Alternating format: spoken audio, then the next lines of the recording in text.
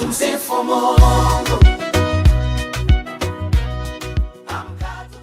Usikose kutazama kila siku ya Jumapili asubuhi.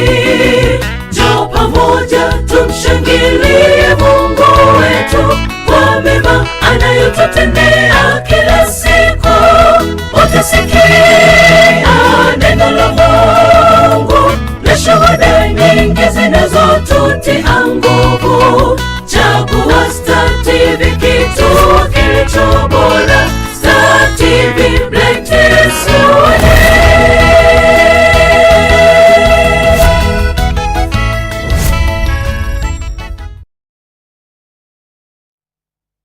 Naam, mtazamaji wa Star TV, nikukaribisha tena katika kipindi cha Amka Tumsifu Mungu. Ikiwa ni Jumapili nyingine njema ambayo Mungu ametupa kuweza kukutana hapa kwa ajili ya kujifunza neno lake.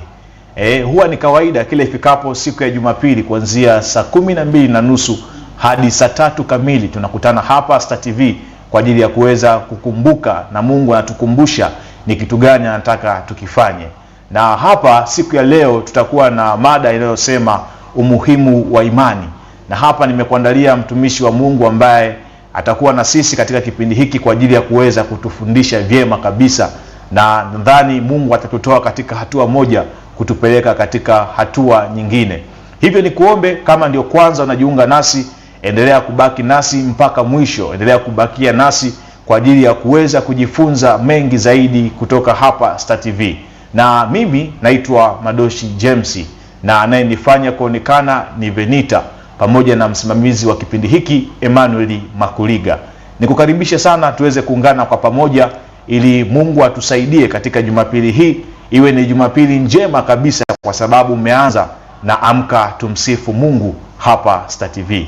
Karibu sana tuweze kujifunza pamoja, na sasa nimkaribishe mtumishi wa Mungu ili aweze kukusalimia na atakwambia ni nani, kutoka wapi, na hapa tutaendelea na mada yetu inayosema umuhimu wa imani.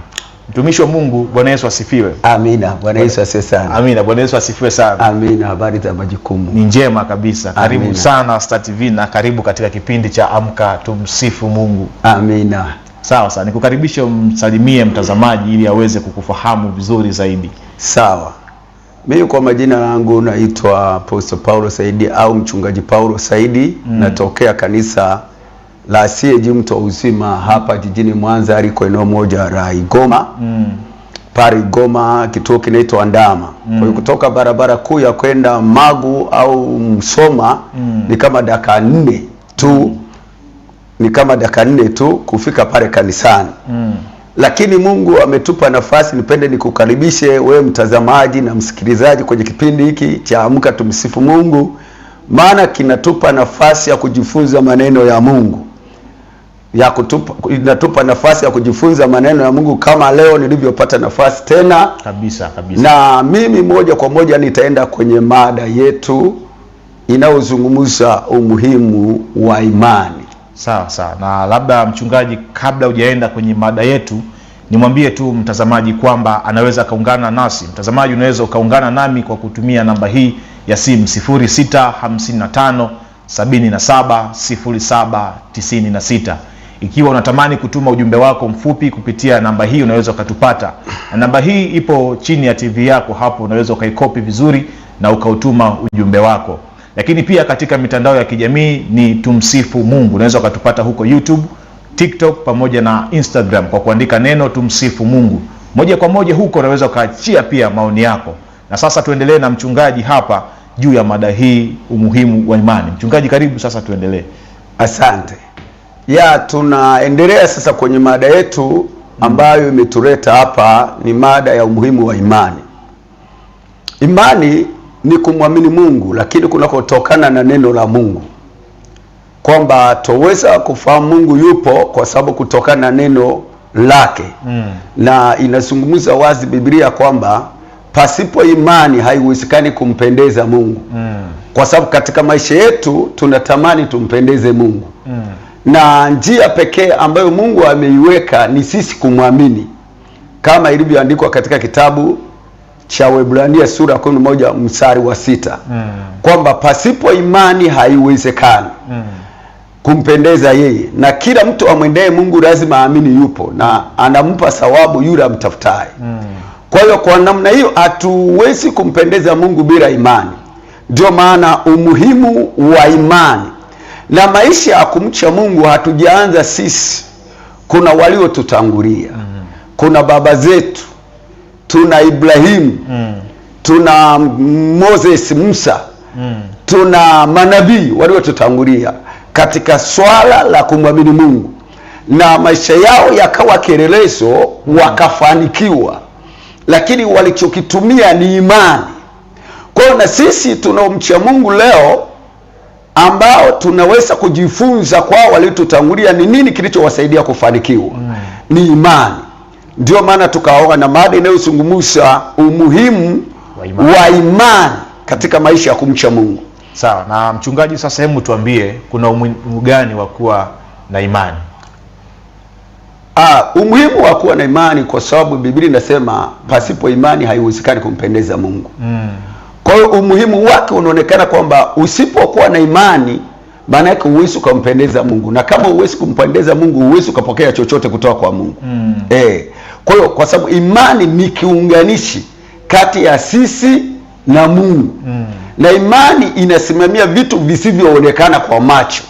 Maana tunamwamini Mungu kwamba yupo, lakini physically hatujamuona.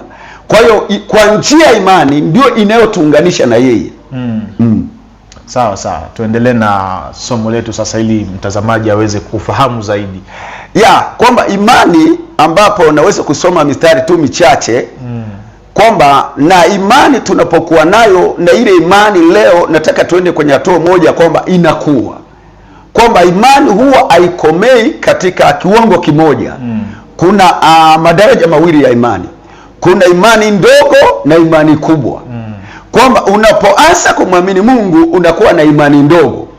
Na imani chanzo chake tuangalie katika kitabu cha Warumi ile sura ya kwanza, sura ya 10 na mstari wa 17. Kwamba chanzo chake ni kusikia. Na kusikia ni kusikia neno la Mungu. Ndio chanzo cha imani.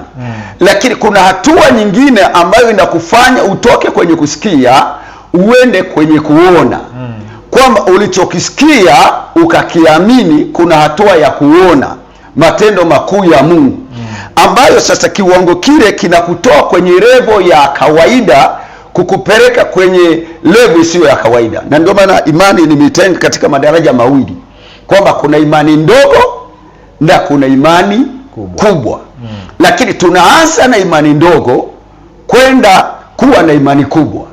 Lakini chanzo cha imani tu nataka nikisome haraka haraka katika kitabu cha Warumi sura ya 10 mstari wa 17. Sawa sawa. Anazungumza basi imani chanzo chake ni kusikia. Kusikia huja kwa maneno ya Kristo.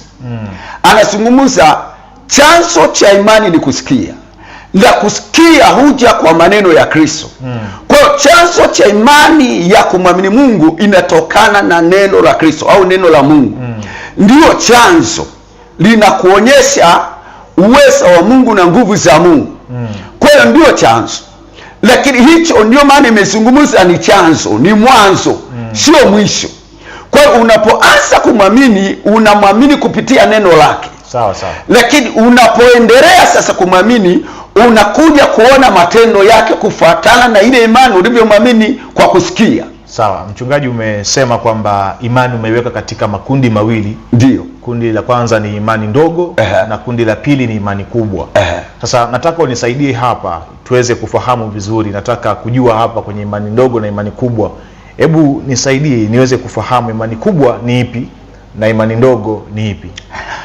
Imani kubwa ni imani inayomwezesha mtu kutendewa na Mungu mambo yasiyo ya kawaida. Kuna mambo aina mbili, kuna mambo ya kawaida, kuna mambo yasiyo ya kawaida. Mfano ni mchambue baba yetu wa imani ambaye ni Ibrahimu. Yeye alikuwa na matatizo kwenye afya yake. Wakati Mungu anasema naye kwamba atazaa, Biblia inasema katika Warumi sura ya 4 mstari wa 17 mpaka 20 kwamba alikuwa na matatizo, mwili wake umekufa. Ibrahimu mwenyewe? Ibrahimu mwenyewe. Hakuwa mke wake? Yeye mwenyewe. hata tukisoma hapa yeye mwenyewe. Sawa sawa, tusitoke nje ya mada lakini alikuwa na matatizo katika mwili wake, kwamba mwili wake umekufa. Katika kitabu cha Warumi sura ya 4 mstari wa 17 mpaka 20. Lakini 2, na Sara naye alikuwa na tatizo la tumbo lake limekufa. Kwa hiyo kukuwa na matatizo mawili, tumbo limekufa na mwili wa Ibrahimu umekufa. Na cha tatu, tatizo lilokuwepo kwamba alikuwa Sara amepita umri wa kuzaa. Kwamba kuna miaka mama akifikia hawezi kuwa na matarajio ya kuzaa. Kwa sababu anakoma katika mzunguko wa hedhi. Kwa hiyo akikoma kwenye mzunguko wa hedhi hawezi kuwa na matarajio. Na Sara alikuwa na miaka 60. Sasa jifikirie miaka 60. Na wakati wengi wanakoma kuanzia miaka 45 kwenda 50, hapo wanakoma. Sasa yeye ameongeza miaka 10, maana yake 60. Kwa hiyo kwa lugha ya sasa hivi tuseme alikuwa ni bibi kabisa. Ni bibi. Kwa hiyo sasa Ibrahimu naye mwili wake umekufa, ndio Biblia inazungumza. Kwa hiyo kuna matatizo kama aina mbili. Moja, mwili wa Ibrahimu umekufa na Sara naye tumbo lake limekufa. Lakini Sara amepita umri wake pili. Kwa hiyo unaweza ukaona kwamba hawakuhitaji imani ya kawaida. Kwamba mimi naumwa tu Mungu aniponye. Walihitaji imani ya kutarajia mambo yasiyo ya kawaida. Kwa sababu wanajua matatizo walionayo. Sasa mchungaji, umegusia kuhusu mambo ya kawaida na mambo ambayo sio ya kawaida. Hivi mambo ya kawaida yenyewe yanakuaje na mambo ambayo sio ya kawaida yanakuaje? Mambo ya kawaida ni mambo haya, kama mtu anajua nikiwa na pepo nitaombewa nitapona. Ni jambo lililozoeleka kabisa kwa watu. Ni mambo ambayo akasema hata kama nikiwa naumwa tu kamareni wanaweza wakaniombea nikapona. Lakini tunapoingia kwenye mambo yasiyo ya kawaida, ni mambo ambayo yanachanganya ufahamu wa mtu. Kwamba hata likitendeka kila mtu anashangaa. Imekuwaje?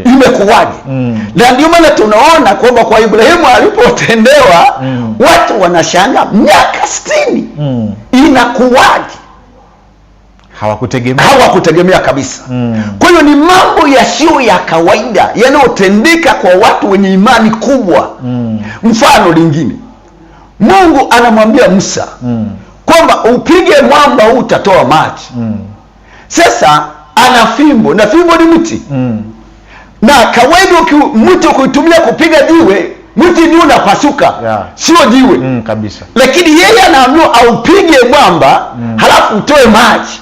Kwa hiyo kwa hali ya kawaida tu uwezi kaamini kwamba inawezekanaje, na wakati mimi na mti inawezekanaje haya mambo yakatendeka. Na kweli alipoamini na akatenda sawasawa na Mungu alichomwambia, tunaona mwamba ulipasuka, jiwe likapasuka likatoa maji. Baada ya fimbo kupasuka au kuvunjika, haikuvunjika, isipokuwa jiwe ndio lililopasuka likatoa maji. Kwa hiyo ni mambo yasiyo ya kawaida. Kwa hiyo kwa maana hiyo imani kubwa ni kwa ajili ya mambo yasiyo ya kawaida. Yasiyo ya kawaida. Na imani ndogo ni kwa ajili haya mambo ya kawaida ambayo yeyote anaweza kaamini. Sawa. Na pengine imani inaathiri vipi kazi na biashara? Tumefahamu kwamba tumekuwa kwenye ulimwengu ambao watu wako busy sana na kazi, wako busy sana na biashara. Sasa nataka kujua imani, mchango wake katika kazi na biashara za watu inaathiri vipi hapo imani? Imani kuasiri kwenye kazi na biashara. Imani ni kitu cha muhimu sana. Na ndio maana tunapomwamini Mungu tunakuwa kwenye mfumo wa kumtegemea Mungu. Kwa hiyo imani inaturahisishia Mungu kutusaidia kutufanikisha kwenye kazi. Kwa sababu kwenye kazi tunahitaji kipato, kwenye biashara tunahitaji kipato. Kwa hiyo tunapomwamini Mungu tunamwamini kubariki kazi za mikono zetu, biashara zetu. Na yeye kwa sababu ni maisha ya kumcha Mungu, ameshazungumza atabariki kazi za mikono, atabariki kazi zetu. Kwa hiyo Mungu anakuwa tayari kututendea kupitia hiyo imani. Mfano kwenye Biblia naweza kutoa, kuna mama moja alikuwa na unga mdogo wa mwisho, lakini akamwamini Mungu alipoambiwa na nabii Elia kwamba toa halafu unga hautaisha. Alimwamini Mungu, na alipofanya hivyo akatoa unga, kweli hakuisha. Kwa hiyo maisha yakaendelea kufurahi kwa sababu Mungu amemzidisha. Alikuwa na waza, nitaishije, maisha yangu yataendaje, maana nimefikia kikomo, kwamba ninakula leo, baada ya hapa ninakufa. Lakini imani ya kumwamini Mungu, Mungu akaingilia kati ya kuongeza kila alichonacho. Kwa imani na mchango mkubwa sana kwenye maisha ya kumcha Mungu kama hayo. Sasa kwa nini Wakristo wanapaswa kuwa ndo mfano hasa wa watu wenye imani? Kwa sababu tunategemea, tukimwangalia Mkristo mchungaji, na wewe ni unawachunga watu kama hawa, tunategemea kuona kwamba huyu sifa yake moja kabisa kubwa ni awe na imani. Sawa. Unafikiri hiyo ni kwa nini Wakristo ndo tunapaswa kuwaona kama ni watu wenye imani?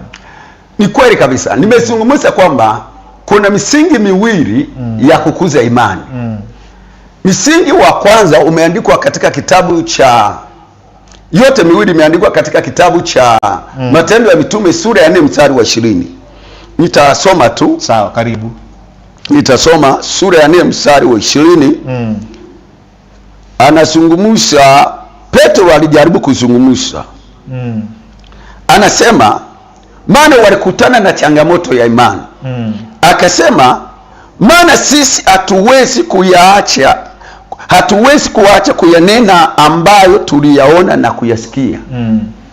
Mkristo ili imani yake iwe imara, cha kwanza asikie neno la Mungu vizuri, kwa usahihi. Cha pili aone Mungu anamtendea. Sasa kwa nini imani, Wakristo wengi wamekuwa hawako mfano wa imani? Kwa sababu hawaoni kile ambacho wanamwamini Mungu. Na hili sio tatizo lao tu, lilianza kwa tatizo la Musa. Musa wakati Mungu amemtokea, anamwambia nenda ukaokoe wana wa Israeli kutoka Misri. Alijitetea akasema siwezi kuzungumza. Mungu akazungumza naye tena, akazungumza naye, lakini kwenye sura ya 4 mstari wa kwanza mpaka wa 6 Mungu anaanza kutatua changamoto namba 2 ya kuona. Kwamba Mungu anataka amuonyeshe Musa kwamba anaweza. Na ndio maana anamuuliza una nini? Una nini? Anasema ana fimbo, akamwambia itupe chini. Anatupa chini na geuka kuwa nyoka. Musa anaikimbia. Kwa hiyo alipoikimbia, Mungu akamwambia ikimbie, akamwambia nyosha tena uishike. Kwa hiyo alipoishika mara ya pili, Mungu anamwambia weka mkono wako kifuani. Anauweka, anakuja kutoa unaukoma. Akamwambia weka tena, anautoa umepona. Kwa hiyo alihitaji kuona matendo makuu ya Mungu. Kwa hiyo Mkristo yeyote ambaye anasoma tu hajaona matendo makuu ya Mungu, imani yake itakuwa ndogo. Kwa sababu anahitaji kuona. Na ndio maana hapa niliposema kwamba sisi hatuwezi kuacha kuyanena tuliyoyaona na kuyasikia kwa Yesu. Sawa mchungaji, nakushukuru sana. Naomba nisome sasa meseji za watazamaji wachache ambao wapo pamoja nasi katika kipindi hiki cha Amka Tumsifu Mungu. Sawa. Na wanaendelea kutufuatilia vyema kabisa.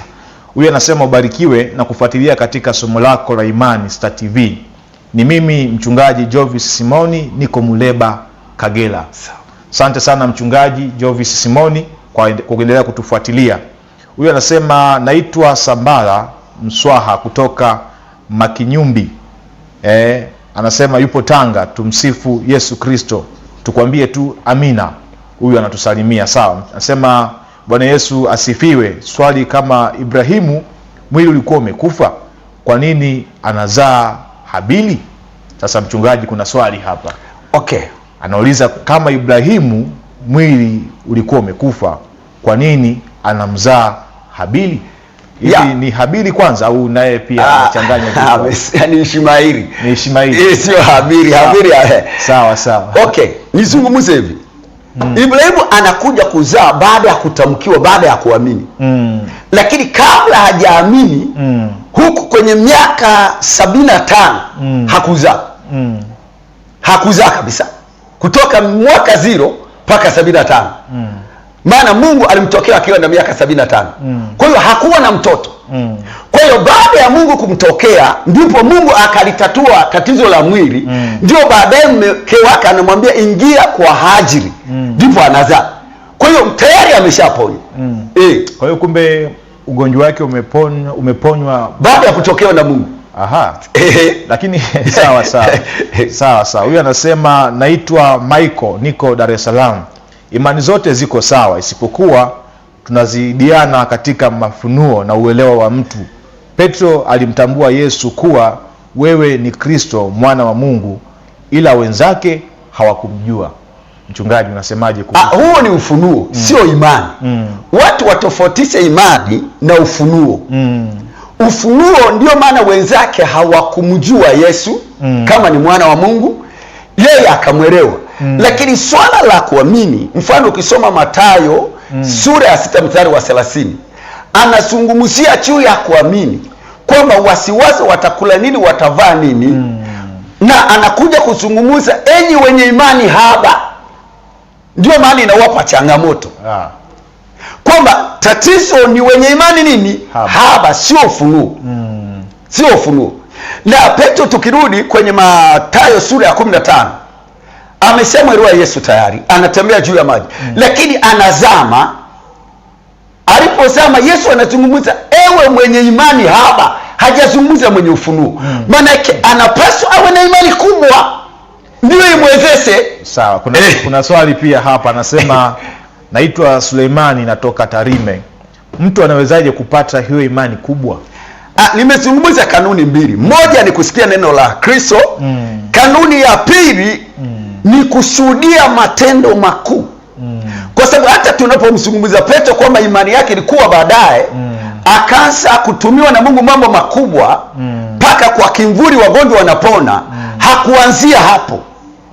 Ngoja nikusome ujue kwamba imani inakuwa. Katika Warumi sura ya 1 mstari wa 17 inazungumza wazi kwamba haki ya Mungu inadhihirishwa ndani yake kutoka imani mpaka imani. Kutoka imani mpaka imani. Maana yake imani inapaswa kukua. Sasa taratibu twende hapo sasa tuoneshe hicho kitu. Katika kitabu cha Warumi sura ya 1 na ule mstari wa 17. Warumi 1 mstari wa 17. Anasema kwa maana haki ya Mungu inadhihirishwa ndani yake toka imani hata imani. Kama ilivyoandikwa mwenye haki ataishi kwa imani. Kwa hiyo imani inakuwa, na ndio maana nasema inadhihirishwa ndani yake toka imani mpaka imani. Unaanza na imani ndogo kisha unaenda kuwa na imani kubwa. Na ndio maana tunamwona Musa anaanza kumwamini Mungu mara ya kwanza, anaambiwa mambo, lakini Mungu anafika sehemu anamwambia upige huo mambo utatoa maji. Wala hamuulizi, wala haoni kwamba haitawezekana. Tayari anaona ina nini? Inawezekana. Kwa sababu alianza kuamini aliposikia akaamini. Alipoitupa fimbo yake chini kageuka kuwa nyoka. Kwa hiyo kinachopungua ni kuona matendo makuu ya Mungu.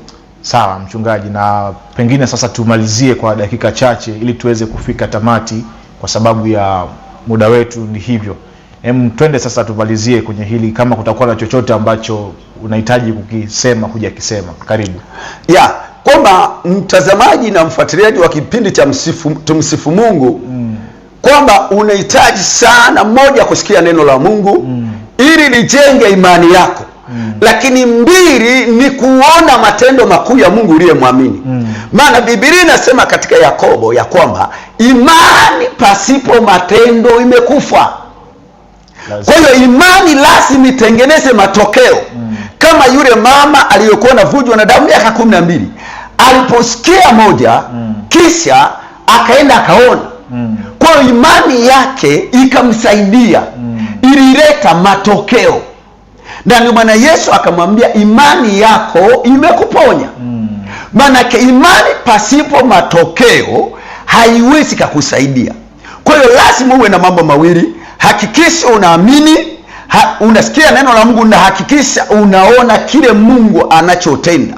Na mazingira wakati mwingine kama hujawahi kuona, napo ni changamoto. Ni kama aliyoipata Musa. Kwa sababu Musa kutoka mwaka 0 mpaka 80 hajawahi kuona muujiza wa Mungu. Hakuwahi kabisa. Hakuwahi. Kwa sababu amezaliwa Misri, amekulia Misri, akatoka Misri na miaka 40. Kwa hiyo anakwenda Midiani, anakaa miaka 40 tena 80. Ndio Mungu anamtokea. Kwa hiyo unaona kwenye miaka 80 hii alikuwa anasikia tu habari za Mungu. Kwa hiyo hakuwahi kutokewa na muujiza wote. Kwa maana hiyo mchungaji, taratibu sasa hapa tuende vizuri tuweze kuelewana. Wakati mwingine kinachoweza kuikuza imani ya mtu ni hiyo miujiza ama ni mmoja wapo sana cha muhimu. Kwa hiyo kuna wakati unahitaji miujiza ili ukuze imani. Ili imani yako ikue. Lakini maandiko yanatuambia kwamba imani ni kuwa na uhakika wa mambo yatarajiwayo, ni bayana ya mambo yasiyoonekana. Sasa huo ni mwanzo. Miujiza si inaonekana. Ndio maana imani inaleta kuonekana. Kutoka kutoonekana inaleta kuonekana. Sawa. Inaleta kuonekana kutoka kutoonekana. Mfano Petro ameambiwa na Yesu, nenda ukavue samaki. Samaki hazioni. Ila anaamini. Alipovua akaona samaki. Si aliona? Kwa hiyo imani inaleta kuonekana. Sawa mchungaji, na hapa sasa niseme kwamba tunaelekea mwisho, na kama kutakuwa na ujumbe wote mchungaji unaotamani kumwachia mtazamaji hapa, na naomba sasa mpe huo ujumbe wa mwisho wakati tunaelekea tamati. Kwamba mimi ninachoweza kusema kwamba hakikisha imani yako inazaa matunda. Kwa sababu wanaokuzunguka hawatakuamini una Mungu bila kuona kile Mungu anachofanya. Lazima waone. Hakikisha imani yako inazaa matunda ambayo wanaokuzunguka waone. Wakishaona, kwa sababu hawatakuamini una Mungu kama hawataona Mungu anachofanya. Wakiona, na ndio maana Yesu alimfuata baada ya kuona matendo makuu ya Mungu. Kwa hiyo wakamwamini Yesu baada ya kuona matendo makuu ya Mungu. Wamesikia kisha wakaona. Kwa hiyo hakikisha na wewe mtazamaji, imani yako inazaa matokeo ambayo itawafanya na wengine wasiomjua Mungu wamjue. Sawa. Kwamba niliamini hiki na Mungu kafanya. Niliamini kuponywa na kweli Mungu kaniponya. Inakuwa rahisi kuielezea imani yako. Lakini kama watu hawaoni, ni ngumu kuielezea. Kwa sababu imani ni kitu kisichoonekana. Ni kama upendo. Uweze ukasema upendo ni huu. Kwa hiyo itaelezeka baada ya watu kuona matokeo. Na ndio maana katika kitabu cha Yakobo amezungumzia imani pasipo matendo imekufa. Utabakiza msimamo. Ila sio imani. Unabaki kwa msimamo. Msimamo tu. Kwa sababu watu wanahitaji kuona. Kwa hiyo kumbe kuna uhusiano kati ya ni tofauti hizo sasa. Ni tofauti. Msimamo na imani. Sawa mchungaji, kwa sababu muda wetu umefika mwisho sasa. Ikiwa labda kuna maswali ambayo mtazamaji atataka kuulize, anaweza kukupata vipi? Mtazamaji wangu, ukitaka kunipata na nikukaribishe kanisani pale CAG Mto wa Uzima. Tunaanza ibada saa 4 kamili, tunaanza ibada kuu na inaisha saa 7. Na hata kama una shida yoyote ya ugonjwa, changamoto zoyote, mimi nakutana na watu pale kanisani kuanzia Jumatatu mpaka Jumamosi, mpaka Ijumaa pale kanisani, na watu Mungu wengi amewahudumia kabisa kila siku. Na namba zangu za simu ni 0762 02 0449. Ukipiga hiyo 0762 02 0449 utaongea na mimi moja kwa moja na nitakuelekeza namna ya kufika kanisani. Usikae na shida hata kama iko nje ya uwezo wako. Usikae na tatizo. Usihesabu tatizo ni sehemu ya maisha yako. Sawa. Lihesabu tatizo, Mungu anaweza kulitatua. Kimbilia kwa Mungu. Njoo tuombe na Mungu atakufanyia. Sawa, nikushukuru sana mchungaji.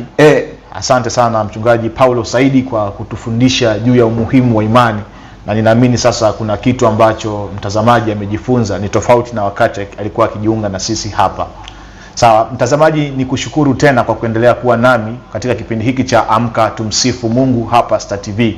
Nikwambie tu kwamba kubwa zaidi mchungaji ametuambia hapa hakikisha imani yako inazaa. Ya Jumapili asubuhi, njoo pamoja tumshangilie Mungu wetu kwa mema anayotutendea kila siku.